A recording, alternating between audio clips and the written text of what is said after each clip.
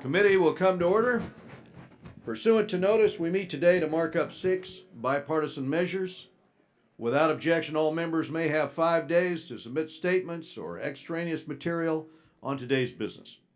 As members were notified yesterday, we intend to consider today's measures en bloc.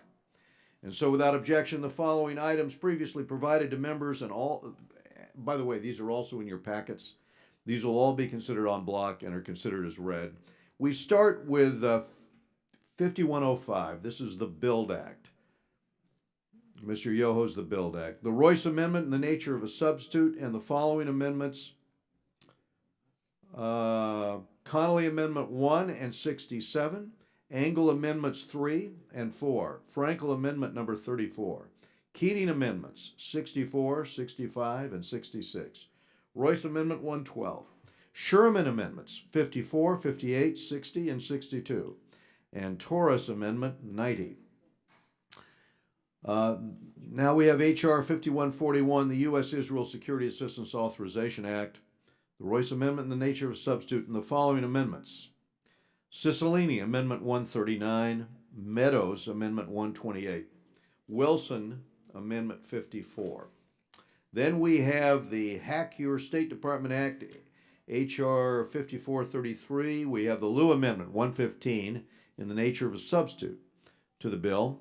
We have H.R. 5535, the Energy Diplomacy Act, with the Kinzinger Amendment 27.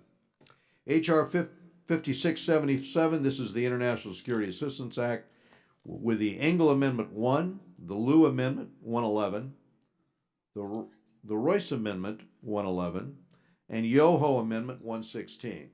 And lastly, we have H.R. 5681, the Global Engagement Center Authorities Act, and the Sherman Amendment 56. And I'll now recognize myself to speak on today's business. So first, we have H.R. 5677. This is the International Security Assistance Act. And the rise of terrorist groups like ISIS and Al-Qaeda and Boko Haram, Al-Shabaab. This has required a substantial expansion of the programs that help our partners defend themselves. So the State Department is charged with overseeing these important efforts. This bill, this bipartisan measure, improves the department's management of U.S. security assistance, including military assistance and military education and training. And the bill also strengthens congressional oversight over proposed designations of state sponsors of terrorism. I'll explain to you why this was necessary. Under current law, to delist a state sponsor of terrorism, the administration only needs to certify that the country has refrained from supporting terrorist activity for a mere 6 months.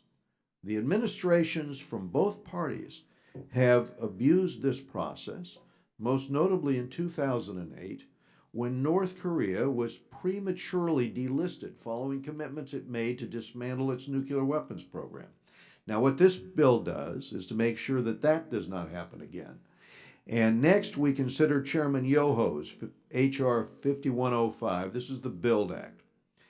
After months of bipartisan work with the administration, I am very pleased that we can advance this bill, which will help the United States take a more strategic approach to international development and economic empowerment in emerging markets.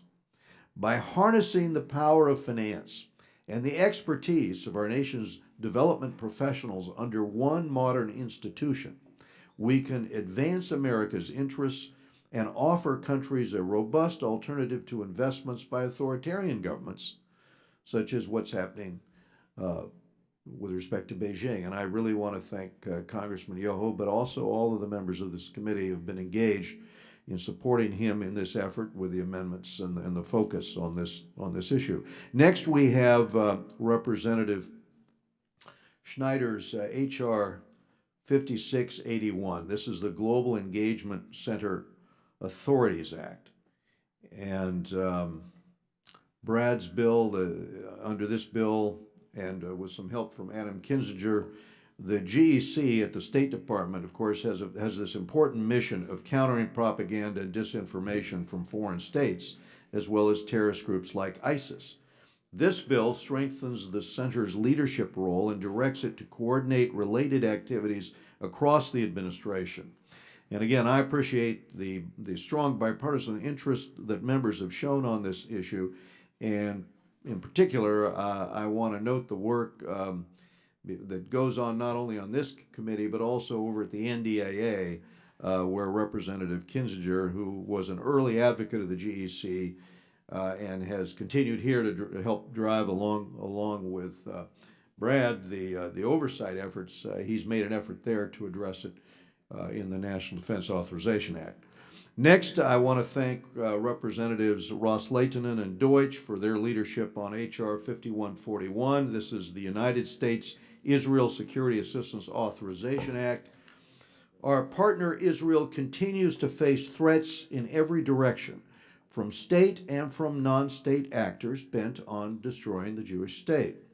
Iran, in particular, has taken its aggression to Israel to new heights, if you're looking at the missiles that have been placed in Syria there on the border. This bipartisan bill deepens and updates our security partnership with Israel to ensure that Israel can defend itself by itself in the face of these evolving threats.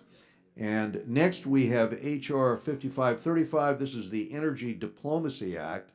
As America's energy production has increased and our technologies have improved, our nation's influence in global energy policy has grown. So I applaud Chairman McCall and Ranking Member Engel for crafting bipartisan legislation to ensure that the State Department has the leadership and direction to support America's energy diplomacy. Finally, we have H.R. 5433. This is the unusually named Hack Your State Department Act. The 2014 breach of the department's unclassified computer network exposed grave weaknesses in its public-facing information technology systems. This bill, sponsored by Representative Liu and Chairman Yoho, will help address cybersecurity gaps at the department by establishing a bug bounty pilot program. And this is based on the Department of Defense's successful Hack the Pentagon program. And what this does is it encourages white hat security researchers to discover and report vulnerabilities, hence the name of this. And I now recognize the ranking member, Mr. Engel of New York, for his remarks.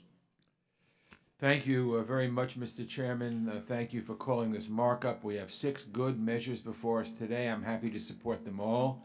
And as always, I want to thank our members on both sides of the aisle for their hard work. The first measure on our agenda today is the BUILD Act, a proposal from Representatives Yoho and Adam Smith to transform the Overseas Private Investment Corporation, or OPIC, into a development finance institution. It's been more than a decade since our committee made revisions to the OPIC charter, and now we need new approaches to the way our government uses credit programs to spur economic development and tackle poverty around the world.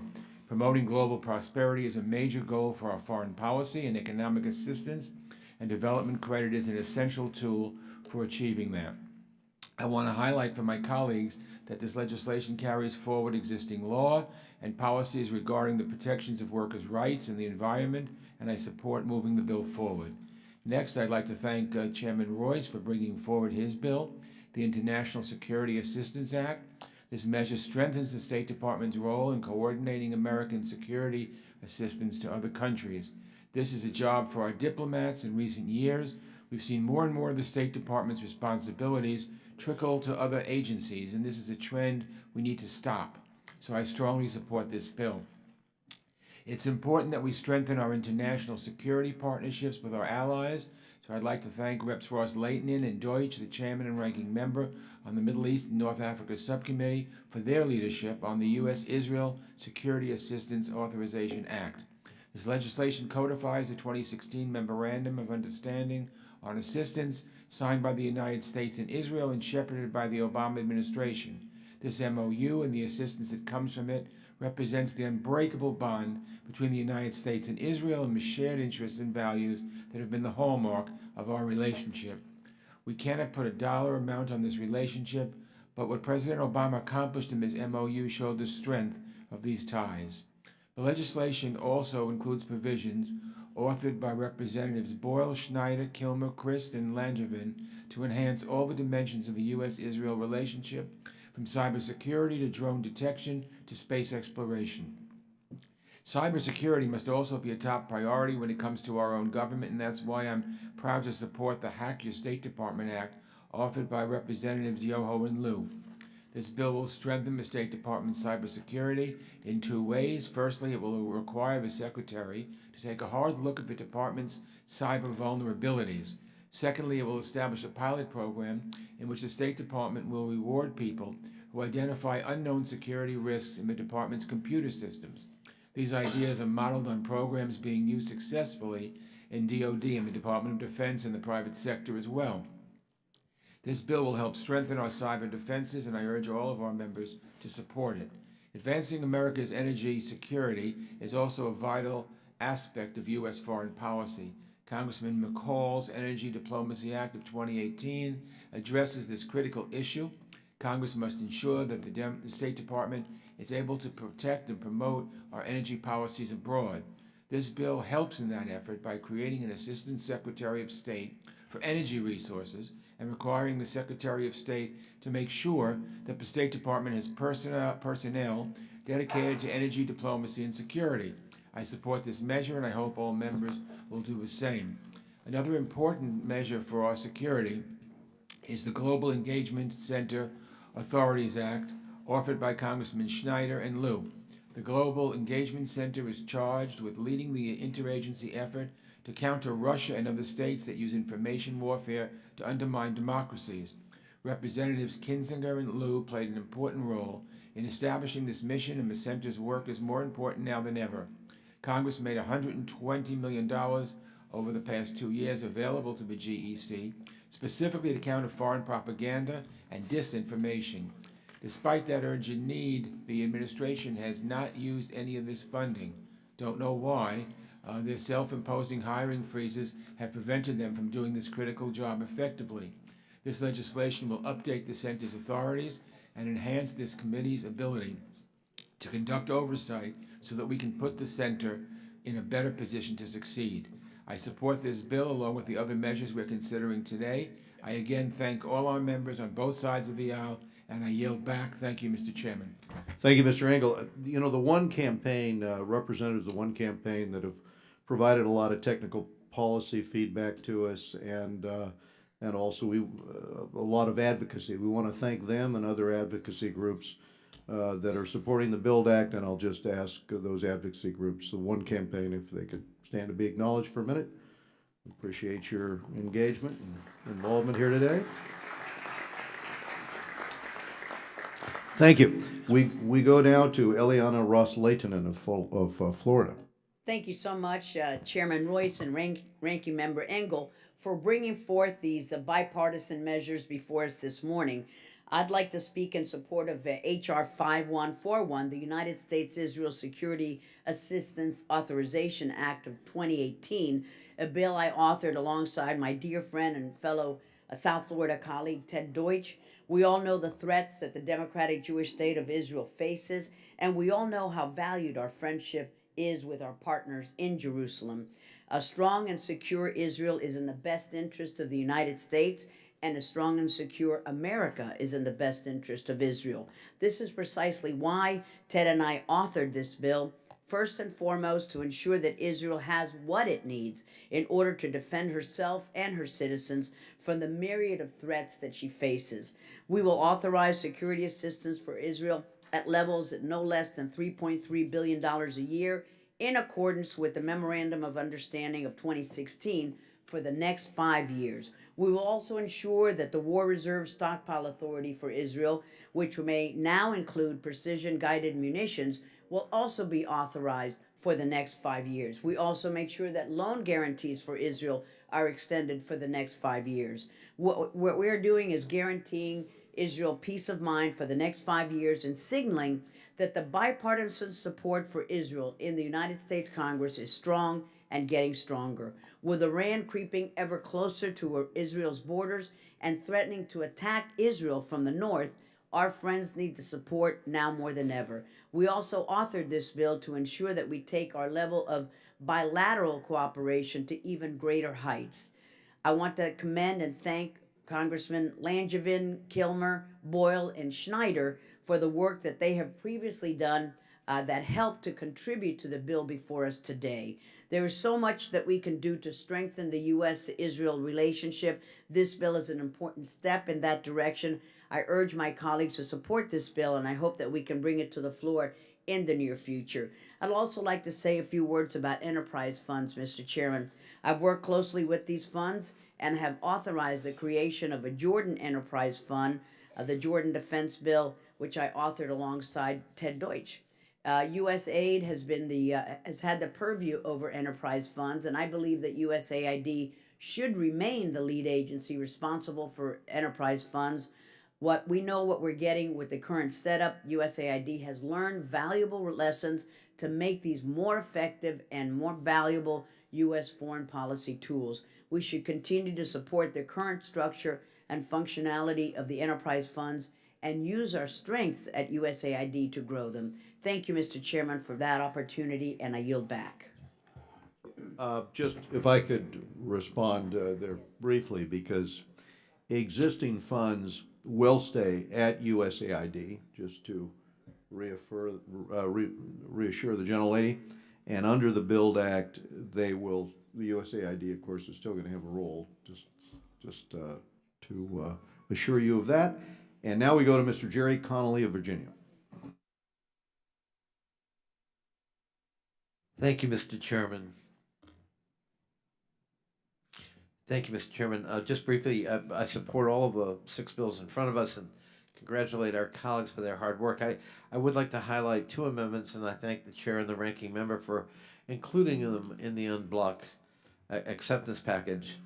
The first amendment codifies the USAID administrator's involvement in the selection of the Chief Development Officer for the U.S. International Development Finance Corporation.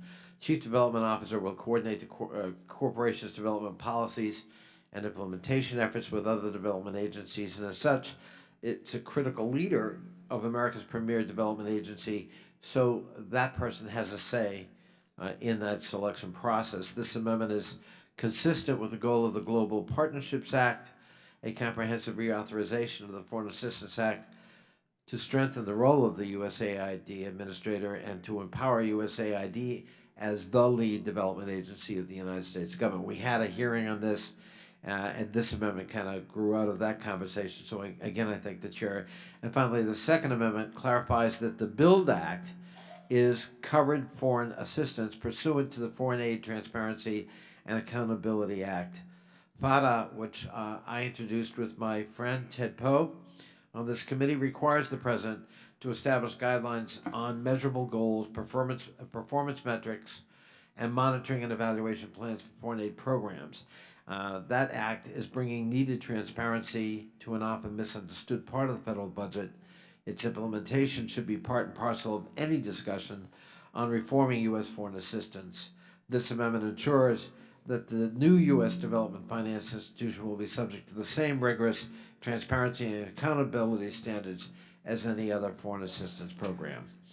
With that, Mr. Chairman, I yield back. Thank you, Mr. Connolly. We go now to Mr. Chris Smith of New Jersey. Thank you very much, Mr. Chairman. Like my other colleagues, I'm very glad to be supporting all 6 bills, but I want to focus especially on H.R. 5141. Thank Chairwoman Emeritus Ross Slayton for her extraordinary leadership in introducing this bipartisan bill along with Mr. Deutsch. It's a very, very good bill, and hopefully it becomes law sooner rather than later. The bill responds to a crisis of a converging threats that imperil the security of our closest ally, Israel. Iranian forces and their terrorist proxies now surround Israel from nearly every direction. With Iranian support, Hezbollah continues to amass a dangerous arsenal of thousands of advanced rockets, some put it at 150,000, that threaten main population centers in Israel. Hamas, along with Iranian backing, threatens Israel from the south and west with terror tunnels, rocket barrages, and now with a cynical campaign that manipulates civilian protests and uses so-called human shields to threaten Israel's sovereign border. To the east in Syria, Iran continues to carve out strategic outposts where it can station advanced weapons systems and fighters to challenge Israel's defenses.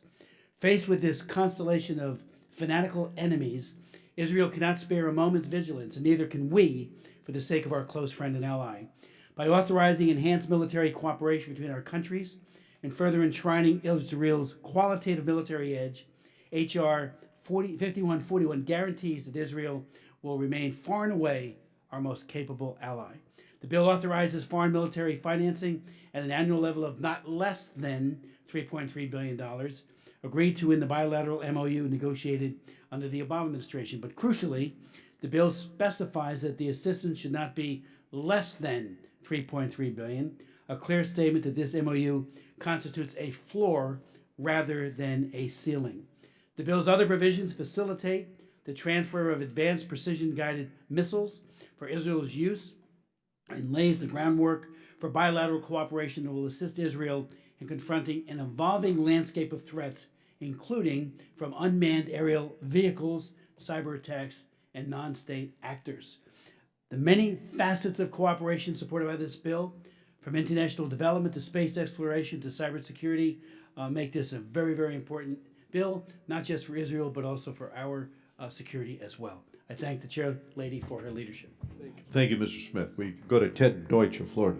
Thank you, Mr. Chairman. Thanks to you and Mr. Engel for bringing forward a good slate of bills today. And while I support all of the measures before us, I'd like to focus my remarks on H.R. 5141, the U.S.-Israel Security Assistance Authorization Act.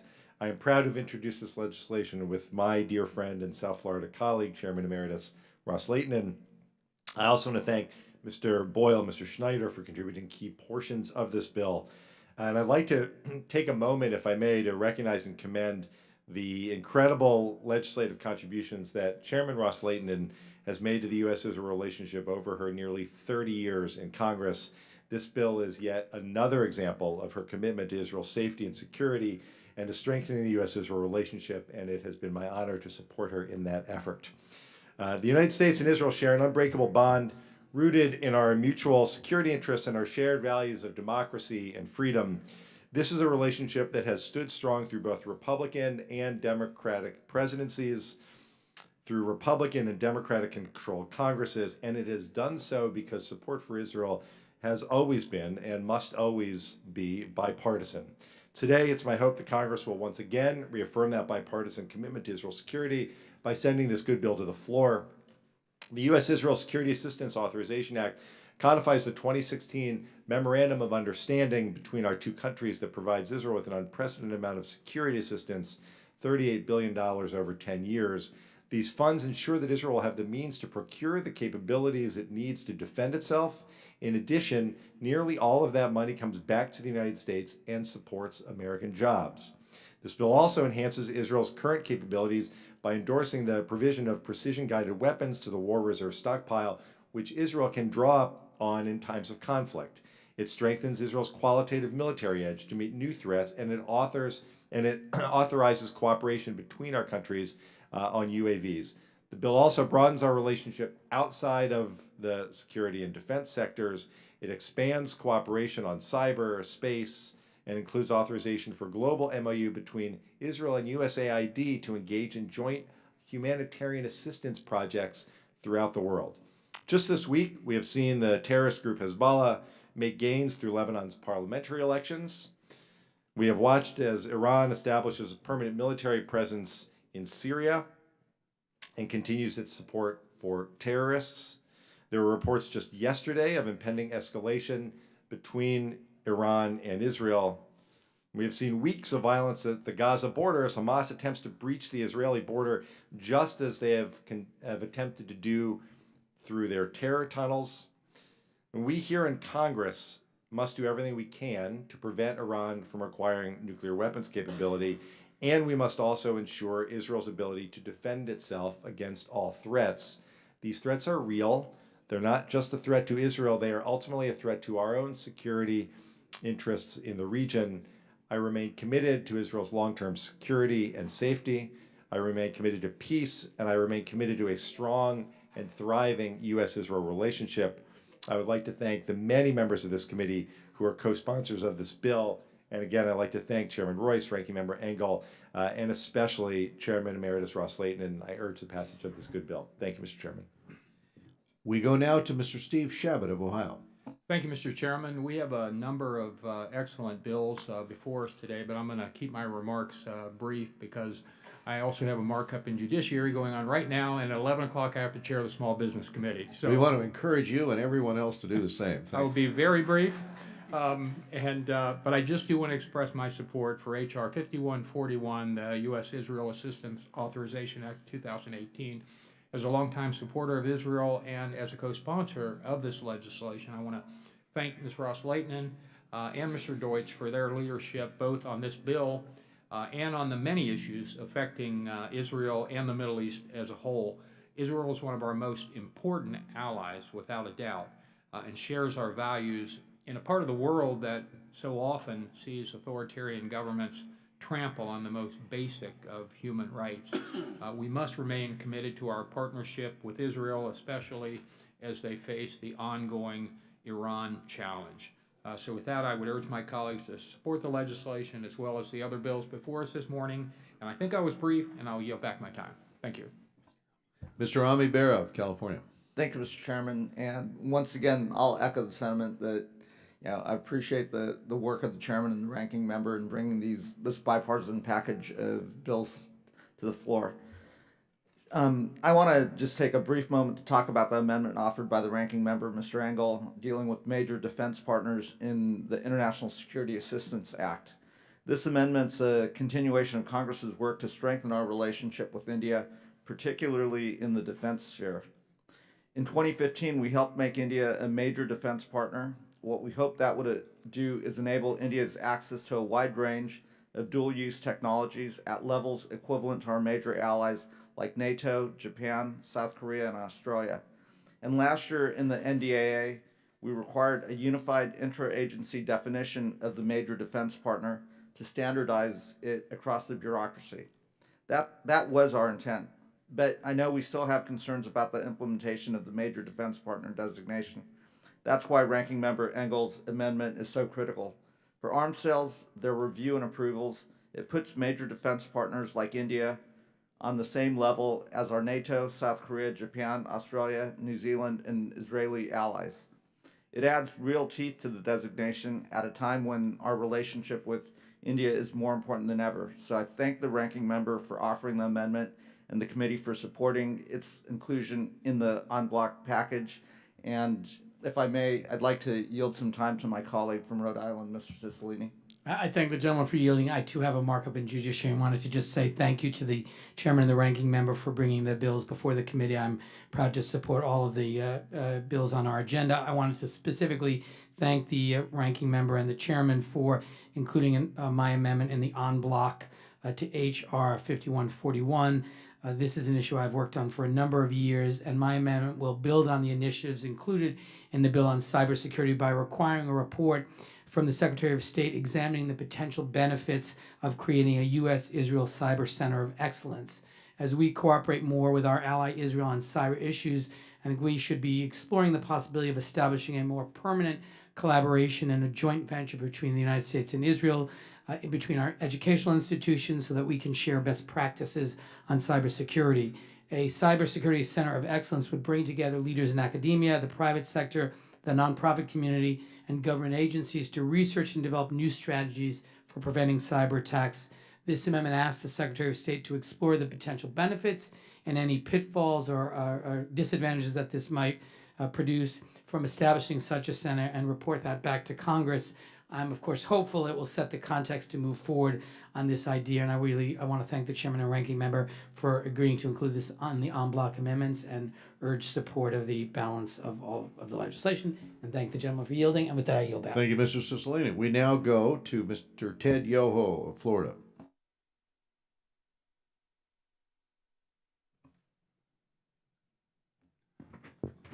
Thank you, Chairman Royce and Ranking Member Engel, for holding today's markup with all the amendments and the bills, especially H.R. 5105, the Build Act. I'd like to thank you, Chairman Royce, and your team, particularly Andy Taylor, for your assistance over the past year in crafting this important legislation, along with our partners in the Senate, Senator Corker and Senator Coons. I would also like to thank James Walsh on my team, who did the yeoman's work to bring this bill to this stage. Today, America is confronting unprecedented instability and growing humanitarian crises around the world, all of which have a direct impact on our national security and economic interests at home. The effective deliverance of foreign assistance is crucial, especially in the current fiscal climate in which it is imperative for the U.S. government to use each and every dollar more efficiently and, of course, more effectively. The BUILD Act will help ensure the United States deliver foreign assistance in an efficient way and effective manner by catalyzing the private sector to invest in developing countries. This is a break from the old model of spending a dollar in a country in the form of foreign aid, often not getting a long-term return, versus investing in a country's infrastructure and/or economy, a way of moving from aid to trade. U.S. businesses have capital to invest and lead the world in the understanding of capital markets and sophisticated financial transactions. Despite our corporate advantages, other countries, especially China, are using development finance institutions more effectively to expand their influences in the developing world. Our tools for development finances are dispersed across too many federal agencies, and the primary U.S. development agency, OPEC, has not been significantly updated since its creation in 1971. If one were to compare an automobile from 1971 to today's high-tech vehicles, I think we'd all agree there's been some significant changes. The BUILD Act is such a vehicle that'll modernize our foreign finance development and bring it into the 21st century. This legislation will become an instrument that will project into the future and to help guide the foreign policies of the United States, and that this and subsequent administrations can use to create stronger relationships with needed countries and the future partners in economies and trade. A modernized development finance corporation is imperative to capitalizing upon those changes and will help transition countries again from aid to trade. And if you look at our top 15 trading partners, 12 of those were recipients of foreign aid. This bill's goal is to help facilitate that transition. We want to help countries become robust trading partners in the United States. By doing so, we'll be helping create stable, sufficient societies around the world, open up new markets for U.S. goods and services. There is truth in the saying, a rising tide lifts all boats. The BUILD Act will help make this a reality, and I thank you for your consideration and support. I yield back. Thank you, Mr. Yoho. Again, this is going to allow us to double the book of business in terms of development finance, but it's also going to mobilize a lot of private capital and something else we can't do right now, which is to work with our partners, the British and others on the ground. So we thank the committee members for their support for this. Lois Frankel of Florida. Thank you, Mr. Chair, and I want to thank Mr. Royce and Mr. Engel for your bipartisan leadership and all my colleagues for their good work on these bills, which I support. I'd like to highlight too, just to following Mr. Yoho, I thank you for your sponsorship of H.R. 5105, the BUILD Act of 2018, and I thank the chair and ranking member for putting my amendment, which I'm going to talk about, in your the en bloc amendment. So I'm calling attention to a provision that urges the new development finance corporation, which this bill establishes, to work to improve women's economic opportunities and outcomes and take steps to mitigate gender gaps, which are very, very significant.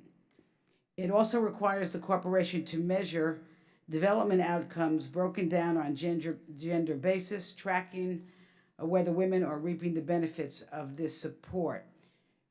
Some of you may remember that a few weeks ago we unanimously passed out of this committee the Women's Entrepreneurship and Economic Empowerment Act, recognizing that when women are educated and given the tools for economic success, their communities are safer, stronger, and more peaceful. If women who account for half the world's working age population, do not achieve their full economic potential, the global economy will suffer. And as the chairman said, I think it was last week, Mr. Royce, that advancing women's economic equality towards parity with men could add trillions, and I mean trillions and trillions of dollars to the global GDP in just 7 years.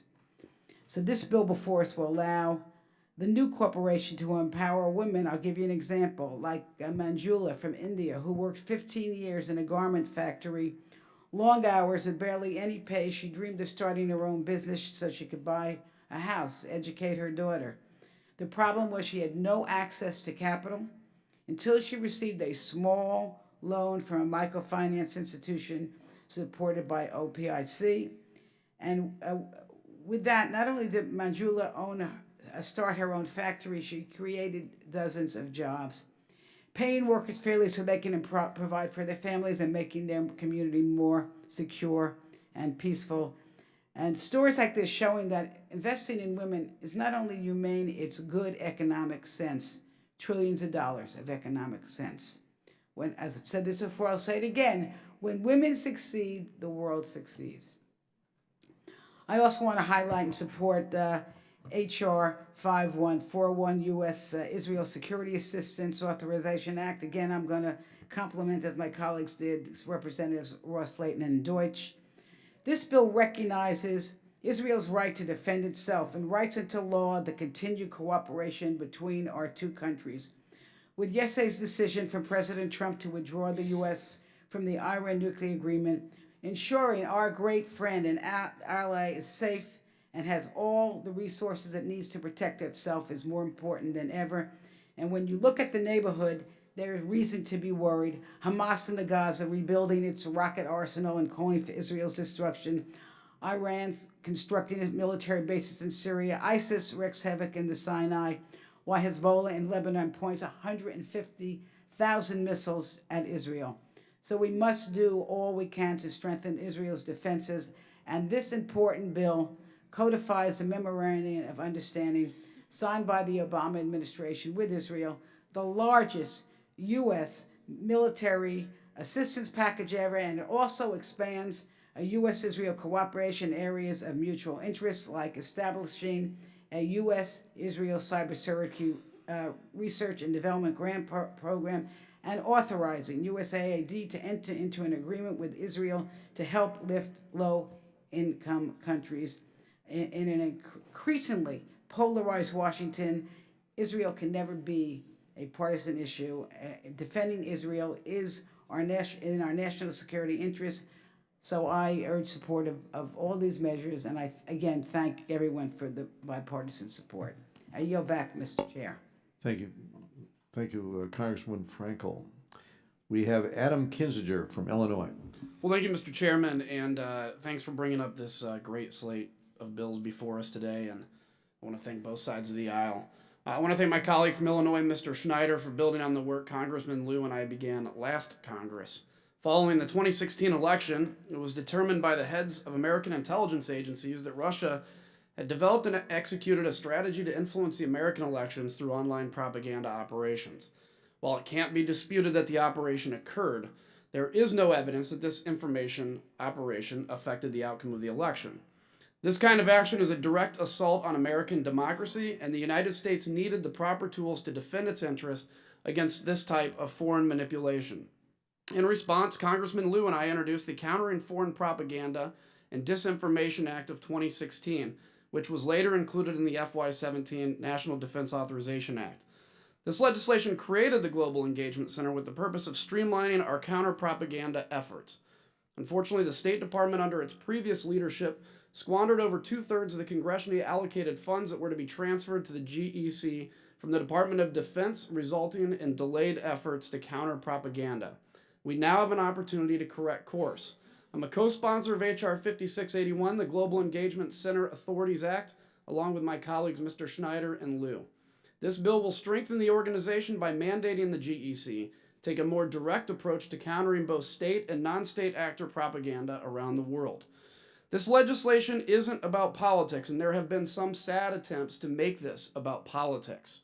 This is purely about ensuring that the United States has the proper tools to combat all forms of online propaganda, whether being spread by Russians or being spread by ISIS.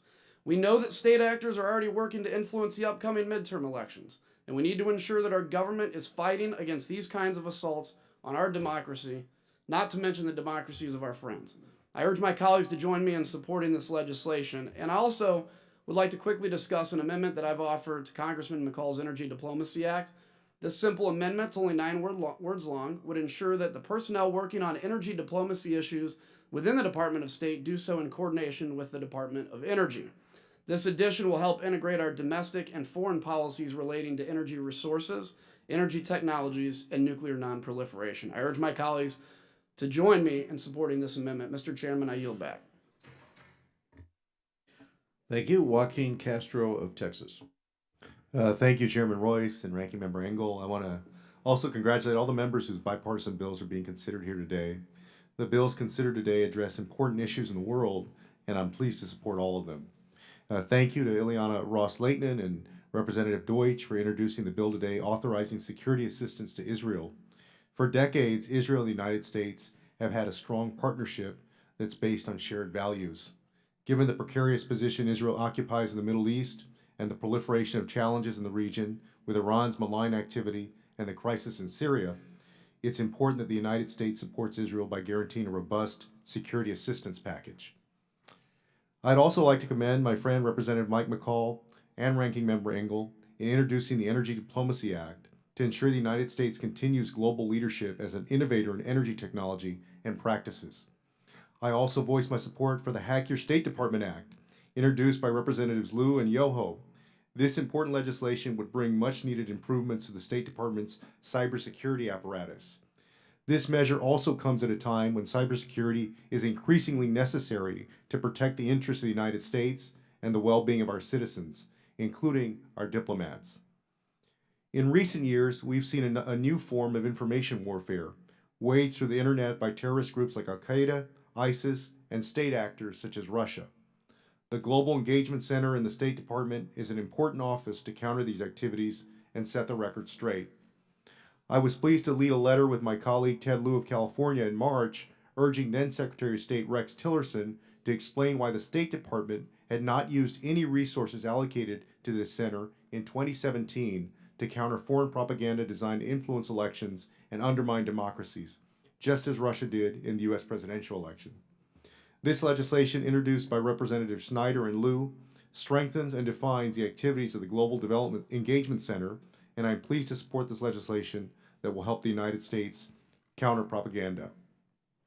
Also, regarding the International Security Assistance Act of 2018, international security assistance is an important tool for U.S. diplomacy and congressional oversight over this facet of our foreign policy, and it's very critical. I'd also like to thank Ranking Member Engel for his amendment improving the ability of the United States to have a closer defense partnership with India. The U.S.-India defense and security relationship is an anchor of our engagement in the Indo-Pacific, and this should be welcomed. And I look forward to greater cooperation with India that this measure will enable. And finally, the BUILD Act of 2018. The Asian Development Bank noted that there's a $26 trillion infrastructure gap in Asia that restricts the ability of the region to reach its full economic potential. Other regions, including the Americas and Africa, are in desperate need for investment as well. Some countries have taken advantage of this demand by pursuing government-financed infrastructure investment, often with low standards that leave countries in debt and beholden to their lenders. We rightly criticize these practices, but we must also provide alternatives for countries that can become important economic partners to the United States with the right investments. One of the strengths of our country has always been our engaged and dynamic private sector, whose investments abroad need to be leveraged as an instrument of our foreign policy. The BUILD Act does precisely this by empowering the government to better support these international investments by U.S. firms that keep in mind the responsibilities we have to respect the dignity of labor and the environment. And I support all of these measures, and I know that my colleagues will as well. Thank you. We go now to Chairman Mike McCall of Texas. Thank you, Mr. Chairman. The bills before us are critical to strengthening U.S. engagement and protecting our national security interest across the globe. I'd like to commend the bipartisan efforts of my colleagues, and I look forward to advancing these measures on the floor. I'd also like to thank Chairman Royce for including my legislation, the Energy Diplomacy Act, as part of this markup. Across the globe, our friends and allies are looking for a stable and reliable supply of American energy. However, regions such as Eastern Europe and our allies are still living under the heavy hand of Russia, a destabilizing regime that constantly exploits the vulnerabilities posed by Europe's reliance on their natural gas. Since coming to Congress, I've advocated for a foreign policy that helps alleviate our allies' reliance on unpredictable regimes to meet their energy needs. In 2015, I helped champion the repeal of the outdated crude oil export ban. Now, U.S. producers are finding new customers in both Asia and Europe. But we must go a step further, and that's why I authored the Energy Diplomacy Act. This legislation elevates the Bureau of Energy Resources at the State Department by replacing the International Energy Affairs Coordinator with an Assistant Secretary to carry out the department's functions internationally on behalf of the United States. It also ensures the State Department is staffed with sufficient personnel to support this mission. This will empower the State Department to promote and advance a bold energy diplomacy abroad. So again, I'd like to thank Chairman Royce and Ranking Member Engel for holding this important markup and supporting my legislation. And with that, I yield back. Thank you. We go now to Mr. Espaillat of New York. Thank you, Mr. Chairman and Ranking Member Engel. Thank you both for continuing this extraordinary bipartisan work of this committee. I am proud to support all 6 bills today, including to co-sponsor H.R. 5141, the United States-Israel Security Assistance Authorization Act. This important bill will further enhance our cooperation with Israel and help to ensure that Israel will always be able to defend itself, particularly in light of the recent clashes in Syria and at Israel's northern border. We must work to prevent a military escalation in this region. It remains imperative that the U.S. does its part to help our ally, Israel, protect itself from all threats, and this package will just help do that. In addition to that, I support H.R. 5105, the BUILD Act, which will establish the International Development Finance Corporation. This bill moves to improve the allocation of U.S. private assets in international development, and I am encouraged that this legislation, with broad support, will promote growth and economic partnerships between the United States companies and foreign countries. The projects built from this will help to combat poverty, hunger, and health crises, while furthering labor and human rights, protecting the environment, and promoting American entrepreneurship. H.R. 5433, the Hack Your State Department Act, is a crucial piece of legislation to improve cybersecurity at the State Department. We have learned the hard way the lessons of not being prepared to prevent cyber attacks, and we must all work together to prevent in our democracy future cyber threats. Provisions in this legislation will work to improve processes at the State Department for identifying and fixing vulnerabilities and utilize best practices to advance data security within the department. H.R. 5535, the Energy Diplomacy Act, is an important step to furthering U.S. Energy diplomatic priorities by codifying positions within the State Department dedicated to energy matters. In the 21st century, it is beyond clear the importance of energy development and security. Ensuring that the State Department has leadership and the capacity to appropriately handle these issues is necessary for the many challenges our country may face in the coming years. Finally, Mr. Chairman, H.R. 5681, the Global Engagement Center Authorities Act, will strengthen the center's ability to counter foreign propaganda and disinformation by giving it the authority to direct and coordinate federal efforts to counter propaganda. At a time where it often seems that the truth is under attack, it is important that our efforts to promote accurate information are coordinated and disseminated in the best methods.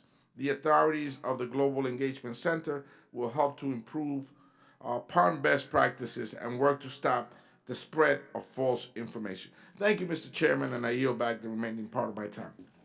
Thank you, Mr. Espaillat. I appreciate it. We go to John Curtis of Utah. Chairman Royce and Ranking Member, thank you for holding this important markup today. As the Foreign Affairs Committee moves 6 bills forward with bipartisan support today, I want to speak specifically about H.R. 5141, the United States-Israeli Security Assistance Authorization Act, of which I'm a co-sponsor. I want to thank Representative Ross Lathan and Representative Deutsch for their leadership in introducing this bill. I'm a strong supporter of the U.S.-Israeli alliance. Having just returned from the Middle East, I am more concerned about Iran's aggression in the region and more committed than ever to strengthening U.S.-Israeli security cooperation. H.R. 5141 reauthorizes and improves defense and security assistance for Israel through the year 2023. Among many other important provisions, this bill also strengthens U.S.-Israel's cybersecurity cooperation and extends the War Reserve Stockpile Authority for the benefit of both the United States and Israel. I encourage my colleagues on this committee to support this critical legislation. Thank you, Mr. Chairman. I yield my time. Thank you, Mr. Curtis. We go down to Mr. Brad Sherman of California. Mr. Chairman, excellent slate of bills. I commend everyone who's involved. I support them all. I've co-sponsored most.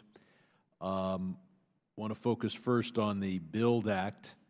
You and I have been working to reauthorize OPIC back from over a decade ago. We had a bill that passed this committee and passed the House and then was held up in the Senate to reauthorize OPIC, the most unfortunately named and now to be renamed organization in the federal government. The failure of the Senate to take up that bill is further proof of the desirability of a unicameral legislature.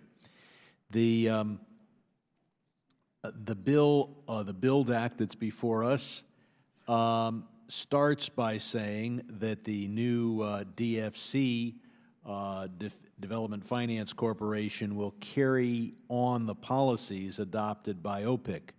That is particularly important because OPIC included in its policies many of the provisions of the bill that you and I, Mr. Chairman, had back a decade ago. They've given me further assurance as to 2 of their policies, and without objection, I would like to add to the record 2 letters, both dated May 8th, from OPIC. The first one commits them to continuing their policy of not participating in a project in the Caucasus that deliberately excludes Armenia. That is to say, a transportation project that skirts around Armenia, tying Georgia and Azerbaijan together rather than going through Armenia. And the second letter relates to their environmental policy. So without objection, I would like to put that in the record. Without objection. In addition, I'd like to thank you for including in the en blanc 4 of my amendments on this bill.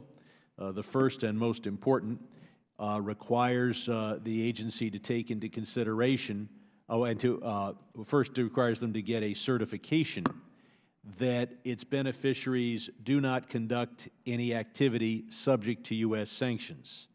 And this is, I think, a change and improvement in precedent, requires that certification to apply on behalf of the beneficiary to certify on behalf of itself and all of its affiliates, up and down the chain. That is an important provision, especially as we continue to use sanctions to achieve our foreign policy objectives. Second is that the agency will take into consideration whether the country engages in a boycott against a friendly U.S. country.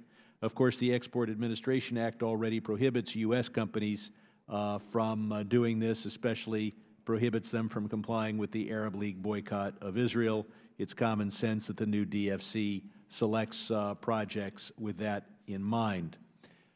Third It's important that the report that the DFC sends us includes a report on whether how well its projects focus on human rights, labor, environment, and social policies.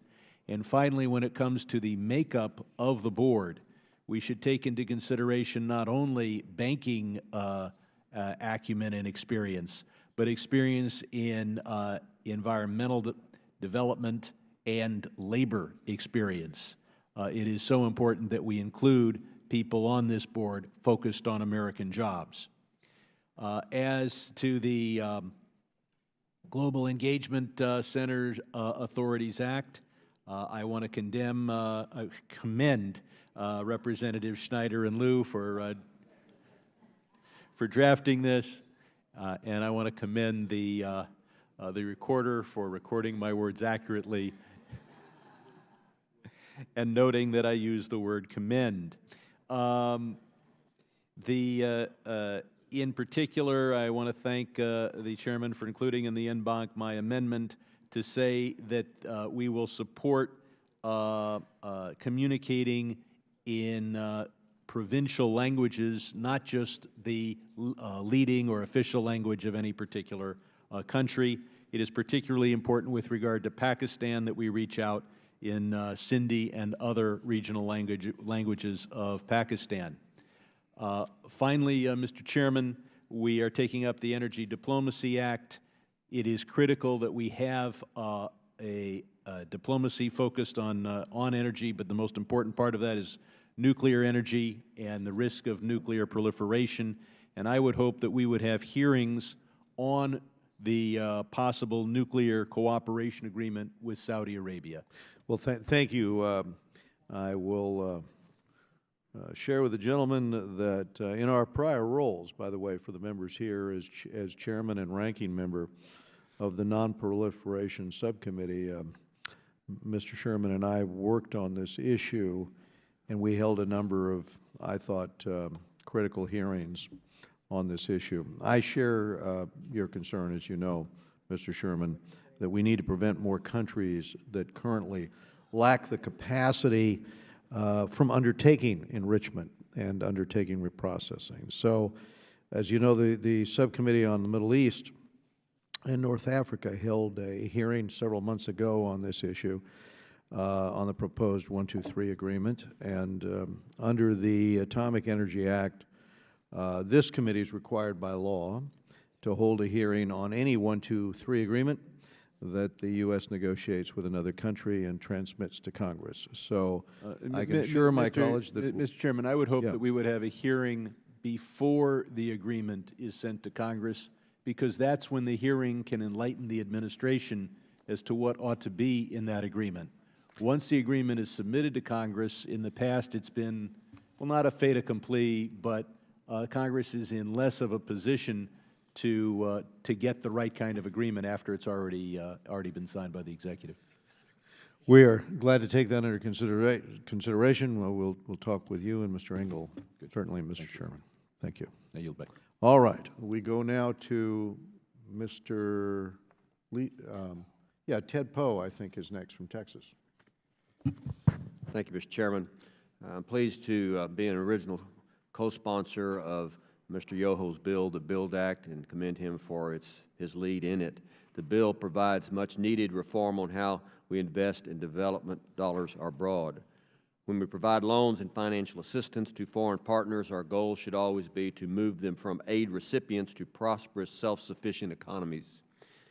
Having oversight of the Overseas Private Investment Corporation, or OPIC, I have seen the need to consolidate our development finance institutions to better compete with global rivals.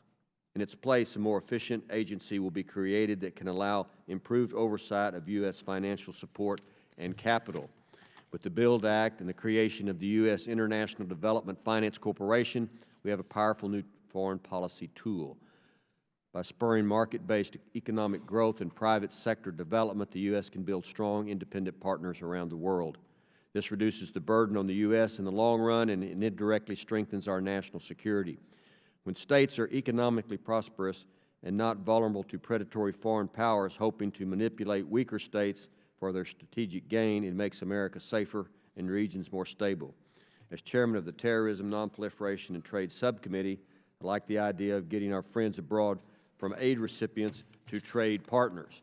The free flow of trade is a great way to forge stronger relations between nations, preserve peace, open new markets for American products. I'm also proud to once again work with Representative Connolly to ensure the transparency and accountability of our government's programs. I've joined him in introducing an amendment to this important bill that will ensure that the new development finance institution established by this legislation will be subject to the same transparency and accountability standards and guidelines that became law as the result of the Foreign Aid Transparency and Accountability Act, where we were both the original co-sponsors. So I thank Mr. Connolly for introducing this important amendment. I'm also pleased to support H.R. 5141, the U.S.-Israel Security Assistance Act, introduced by Chairman Ross Layton. Israel is our most trusted and reliable ally in the Middle East, and since its establishment, it's been under constant siege by neighboring adversaries. They hate Israel because it's a democratic and a Jewish state. Outnumbered and facing attack on nearly all sides, Israel's security situation is unique in the world, and their intelligence is excellent. I personally am grateful for the intel Mr. Netanyahu has supplied the United States on Iran and its quest for nukes. We also must maintain a military advantage over its foes. Israel needs to be an industrial might that we can provide help to. By keeping Israel secure and capable of deterring potential foes like Iran and its proxies, we preserve peace in the region, and we really further our own security. Israel is an outpost of democracy and freedom in a troubled region. It shares our values and faces many of the same dangers we face, and has faced those dangers since 1948 when it became a nation. Our close defense cooperation has created numerous game-changing technologies that have been used to not only defend Israel but strengthen our military edge as well. For decades, it's been our policy to ensure Israel is dominant on the battlefield. If it wasn't, we would have to send U.S. military to protect it. Israeli friends have always made it clear they don't want Americans to fight their battles for them. They just need tools to defend themselves. Through this bill, we will continue to improve the tradition of strongly supporting Israel. H.R. 5141 will enshrine another decade of foreign military financing to the Jewish state, streamline the transfer of military materials so Israel can utilize American assistance when we need it most. I might add that much of the money that we send to Israel is spent here in the United States for military development. This bill also will increase our cooperation with Israel on combating cyber and drone threats, expanding space exploration, provide foreign assistance in areas where we share common goals. So our relationship with Israel continues to be beneficial to both nations. This bill will ensure the U.S.-Israeli alliance continues far into the future, and that Israel has the capability to defend itself against any foe and put other nations on notice that the United States totally supports our friend and ally Israel. And I'll yield back.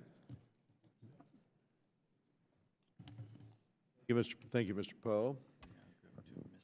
Mr. Brad Schneider of Illinois. Thank you, Chairman Royce, and I'm in another committee where we may have a vote. If I have to leave, I apologize mid-sentence. But I want to thank the Chairman and Ranking Member for convening today's markup and for their leadership in this committee. I'm pleased to support all of the bills in today's en bloc package, which includes some legislation I've introduced.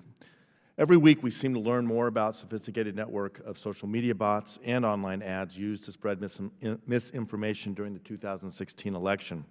And our intelligence chiefs are unanimous that Russia views the 2018 elections as a target for further interference. The State Department's Global Engagement Center, GEC, was created in 2016 to lead the United States effort to counter propaganda and disinformation from foreign actors. Alarmingly, the New York Times reported in March of this year that the State Department didn't spend any of the $120 million available since late 2016 to counter Russian information warfare efforts, nor did it recruit a single analyst in the GEC who speaks Russian. This is not a partisan issue. It is of great importance to anyone who has an interest in protecting our democracy. The actions of our State Department need to reflect that urgency. The Global Engagement Center Authorities Act of 2018 would strengthen the current statute that initially authorized the GEC and will better equip the office to carry out its important mission. The bill also strengthens the Foreign Affairs Committee's oversight of the GEC by requiring notification and funding transfers and annual briefings from the State Department on the Center's activities. The Global Engagement Center is an important tool in our efforts to counter foreign misinformation campaigns and propaganda. I want to thank my colleagues, Representative Ted Lieu and Representative Adam Kinzinger, for their previous work in support of this legislation, and to the Chairman and Ranking Member for including this bill today. I hope we can work together to make the GEC an even more effective resource. I'm also pleased to support the U.S.-Israel Security Assistance Authorization Act, which enhances Israel's ability to defend herself against mounting regional threats. As Hezbollah and Hamas continue to grow their weapons arsenals and Iran becomes even more entrenched in Syria, the United States must ensure that our greatest ally in the Middle East has the ability to defend herself against these challenges. Last year, I introduced the Defending Israel's QME Act to strengthen the process that ensures Israel's qualitative military edge over other countries in the Middle East. I am pleased that a portion of my bill has been included in the United States-Israel Security Assistance Authorization Act so that we can continue to ensure Israel has the tool to maintain its QME over those who seek to do her harm.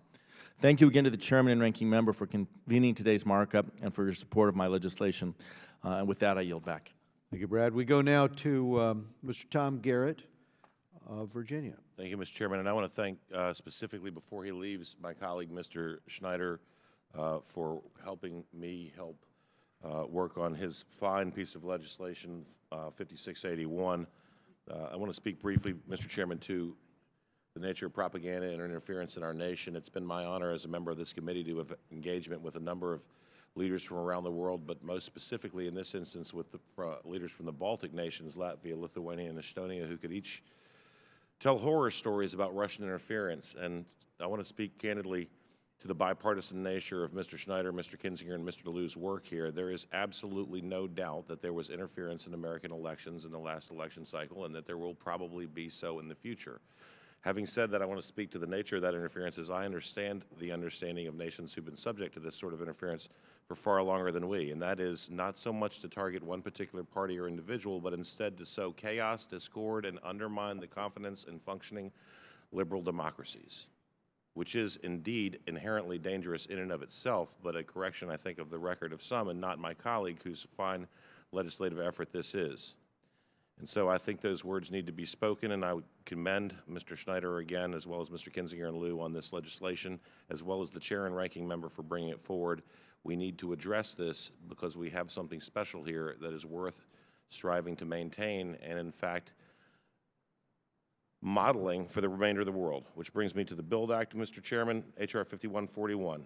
Israel is not perfect, nor is the United States. However, we do have commonalities of interest and values, functioning democracies wherein people, regardless of their ethnic background or religious background, who choose to participate without violence and intent to harm others, are tragically rare, unfortunately, even in 2018.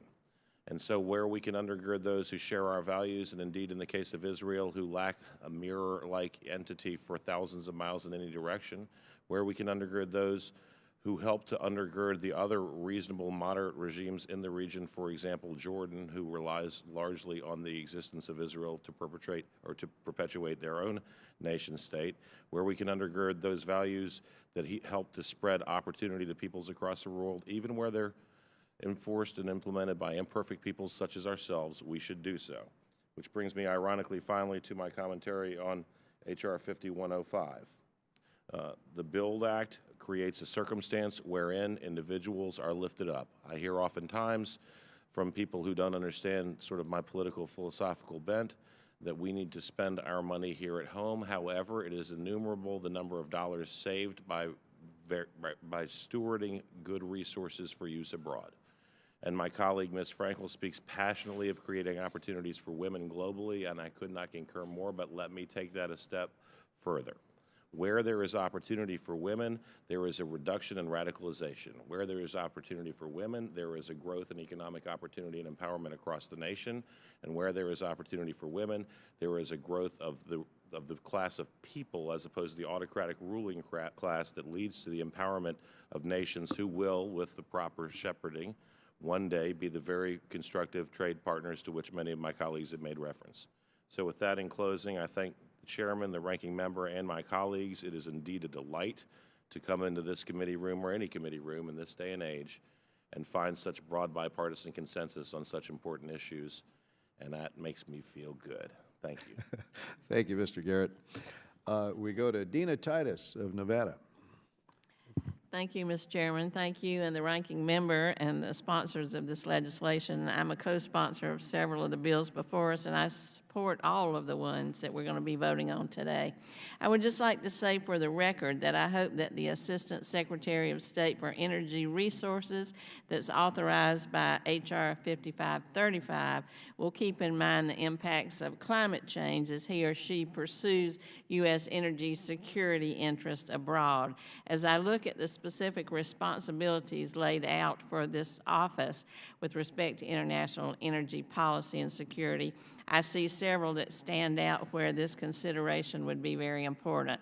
Supporting the development of energy resources for the benefit of the U.S., our allies, and trading partners, promoting the availability of diversified energy supplies, supporting the economic and commercial interests of Americans operating in energy markets of foreign countries, and certainly coordinating energy security currently undertaken by other bureaus and offices within the State Department. So with that admonition to the person occupying this position, I would say I support the bill and yield back. Thank you very much. And now we go to Mr. Meadows of North Carolina. Thank you, Madam Chair. And I want to thank you for your leadership, not only on this particular measure, but on a number of measures as it relates to our most trusted ally in the Middle East, the nation of Israel. And certainly as we look at the Israel Security Assistance Authorization Act, it is an essential step in continuing our commitment to our ally Israel.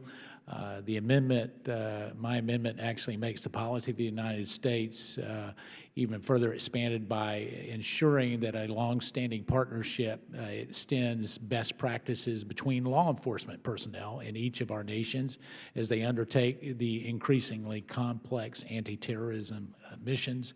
The inclusion of Israel into our network of international law enforcement academies will help Israel and the United States collaborate together to confront terrorist organizations and certainly international drug trafficking groups. Further, my amendment supports Secretary Pompeo's efforts in the Middle East through the International Narcotics Control and Law Enforcement Program. So I appreciate the hard work of the committee members and the staff on this legislation, and I would strongly urge not only support of this amendment, but the underlying bill. And I thank the chairwoman for her leadership, and I yield back. Thank you, Mr. Meadows. And now we go to Mr. Keating of Massachusetts. I'd like to thank the chair. I'd like to thank the ranking member for holding this markup and their work on all the bills that are in front of us. I'd also like to congratulate Representatives Ted Yoho and Adam Smith for their work on the BUILD Act, which I'm a co-sponsor of and has been addressed many times in terms of its merits earlier today. I would like to thank the chairman and his staff in particular for working with me to include my amendments in the en bloc this morning. They do more than just reflect our country's values, but they help guarantee success. My amendments focus on accountability and risk management, making sure that those at the heart of any development work, the people, the workers, their communities, are the major focus of the corporation's work. Development efforts fail when there is insufficient attention to workers' rights, environmental protection, or human rights. That's because development work and the economic growth that it's meant to create is sustainable only when there's someone there to sustain it. If you don't protect and invest in local populations and their communities through development and economic growth ends, those goals won't succeed, and that'll disappear the second that those main tenets and values disappear. One of my amendments requires that as the corporation works to manage risk, that must include environmental and social risks. If our goal is to achieve effective, sustainable development, we can't afford environmental and social harms any more than we can afford financial costs. Poisoning the water supply of a town is going to sideline any contributions people can make to furthering their own community's economic growth. Workers' rights, environmental protection, social issues are just as important as any financial metrics to the bottom line of these investments. It's therefore important that they're part of the corporation's reviews that are submitted to Congress every year. Another one of my amendments offered and included in the en bloc today does just that. Finally, accountability is an important piece of any successful endeavor, especially in development. OPIC created an independent accountability mechanism in 2004 that served to promote and defend high standards of labor, human rights, and environmental protection, among many other key issues.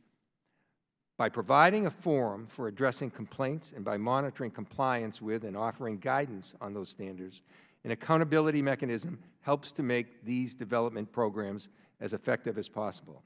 My amendment ensures this accountability mechanism continues on in serving the corporation's mission. So in conclusion, I'd like to thank all the people that work so hard on the bills and support, and give my support to all the bills that are in front of us today. I think it's an example of the strong bipartisan effort that this committee shows time and time again. I yield back. The gentleman yields back. Mr. Donovan of New York. Thank you, Madam Chairwoman. Effectively countering propaganda is one of our first lines of defense against terrorism. Today, it only takes a simple click to upload viral videos and social media posts that highlight extremist views, recruit terrorists, or instruct followers on how to carry out an attack. Jihadist terrorists are increasingly using this viral and fashionable format to spread their methods for mayhem across the Internet to Western audiences. Al-Qaeda employed Samir Khan, a Pakistani-American, to launch its first web magazine, Inspire, in 2010.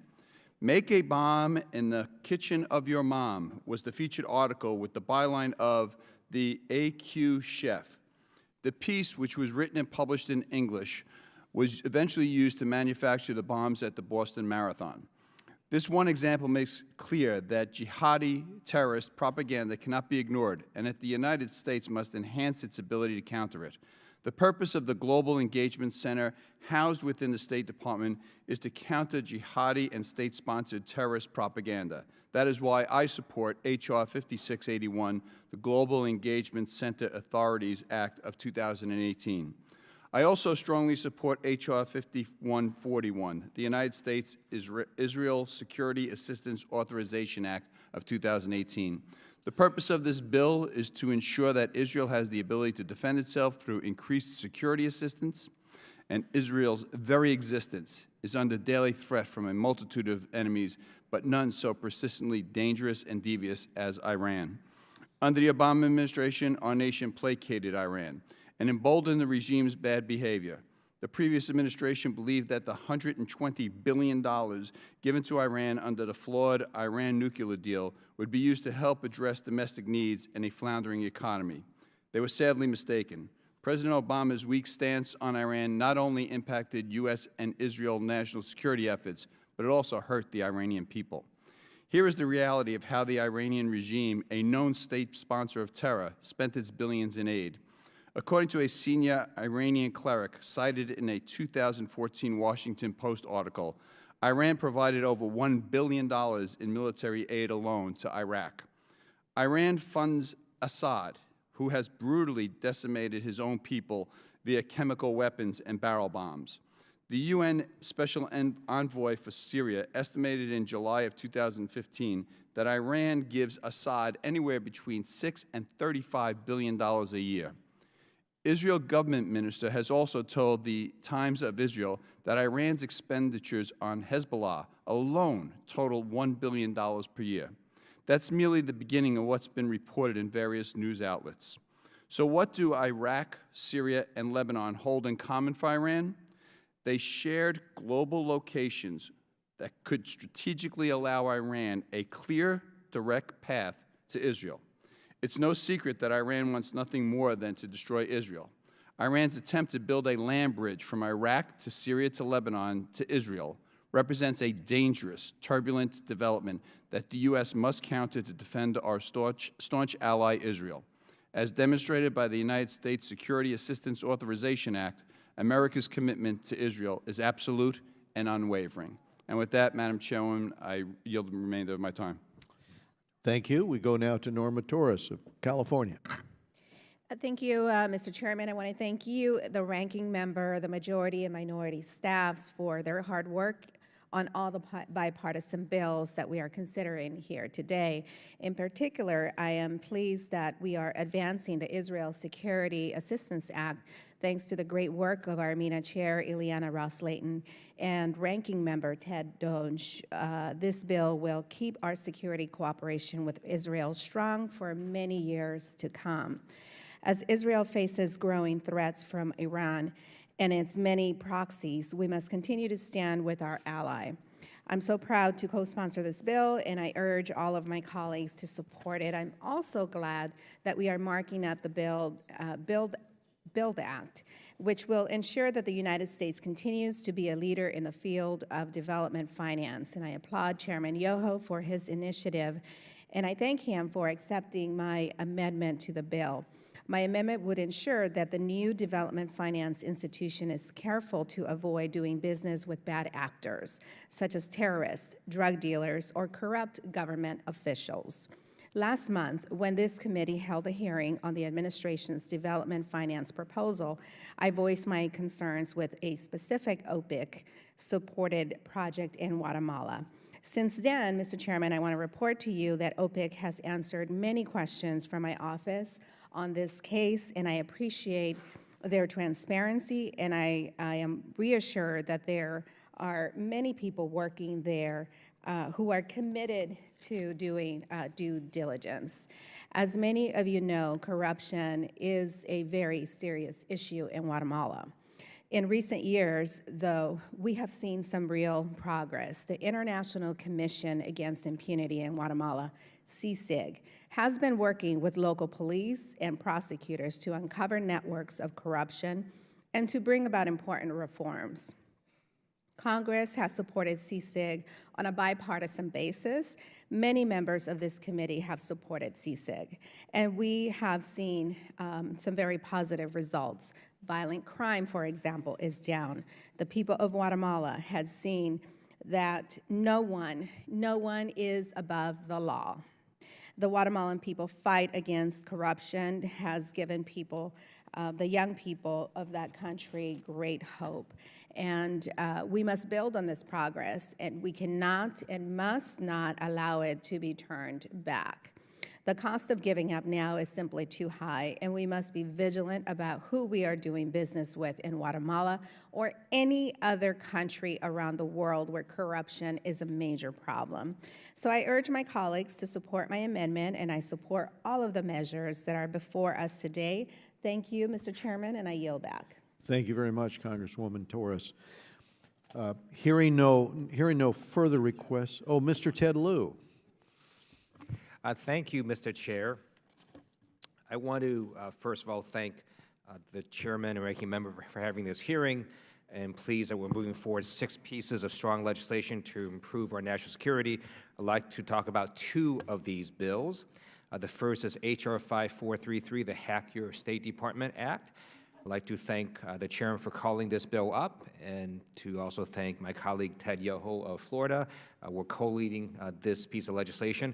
Over the years, the State Department has faced mounting cybersecurity threats from both criminal enterprises and state-sponsored hackers.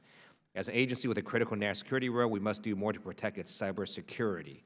As a computer science major, I recognize there are proven tools at our disposal to improve cybersecurity that the department has yet to adopt.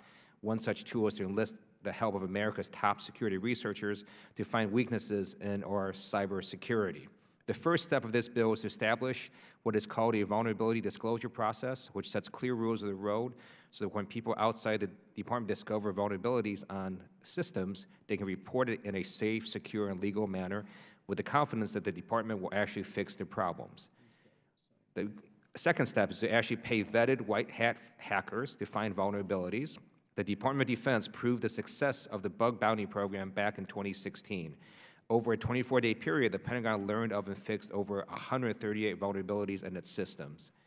The 2017 report to the President on federal IT modernization stated, agencies must take a layered approach to penetration testing. At a bare minimum, agencies should establish vulnerability disclosure policies, Agencies should also identify systems that are appropriate to place under public bug bounty programs, such as those run by the Department of Defense or GSA. And today, with this legislation, our committee is taking these recommendations to heart and helping to improve the State Department with respect to cybersecurity. Second bill I'd like to talk about is the Global Engagement Center bill. 2 years ago, I worked with Congressman Adam Kinzinger on legislation to task the State Department with leading efforts to counter disinformation and propaganda around the world. The Global Engagement Center was established to lead a whole-of-government response. I'm grateful now to be partnering with Representative Schneider to strengthen the Global Engagement Center within the Department of State because it will serve as a vital tool to counter foreign interference in our upcoming elections. And also, finally, I'd like to talk about an amendment that the Chair and Ranking Member have included in this package. It's an amendment to H.R. 5677 to strengthen the reporting requirements under what is referred to as the Leahy Law, a landmark law that prohibits the U.S. government from providing assistance to foreign military units that are found to have committed gross human rights violations. My amendment today will narrow the exceptions to public reporting under Leahy Law to meet its objectives. It asks the State Department to disclose publicly the units of foreign militaries that are banned from receiving U.S. assistance. This information will also serve to unify our efforts with key training allies and global hotspots, allies such as the UK and France. Importantly, we will still provide an exception for disclosure. When doing so, we'll reveal intelligence sources and methods. Thank you again, Mr. Chair, and with that, I yield back. Thank you, Colonel Ted Lieu. Now, with no further request for recognition, the question occurs on the items considered en bloc. All those in favor say aye. Aye. All those opposed, no. In the opinion of the Chair, the ayes have it, and the measures considered en bloc are agreed to. Without objection, the measures considered en bloc are ordered favorably reported as amended. Staff is directed to make any technical and conforming changes, and the Chair is authorized to seek House consideration under suspension of the rules. And so that concludes our business for today. I thank the members and our ranking member for their contribution and assistance with this markup today. The committee is adjourned.